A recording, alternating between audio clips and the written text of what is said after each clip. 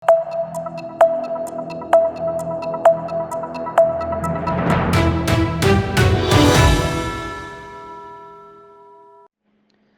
sorkar MDA ke khalai terik benai risau arajar arpuar kala rai ban pendam no ya ke anya khalai ya ke balatip kum ke Meghalaya Regulation of Gaming Act arajar arpuway.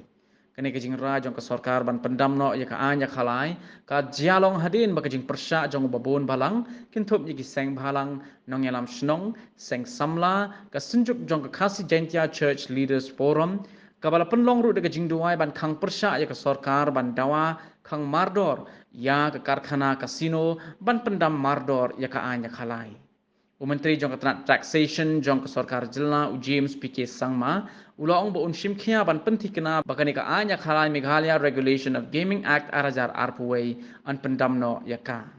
Last year, with the aim of boosting tourism, revenue generation and employment for the people of our state, the Department of Taxation, Government of Meghalaya, introduced the Meghalaya Regulation of Gaming Act 2021 under my guidance.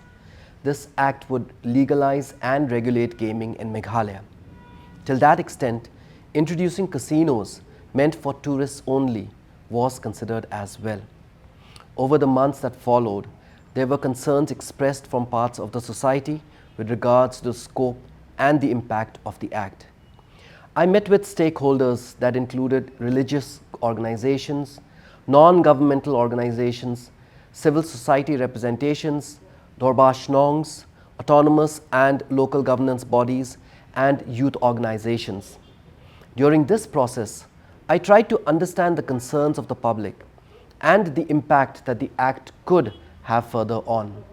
Following such meetings and deliberations, it became clear to me that it is in the best interest of our state to completely scrap the Act, given that there could be untoward implications.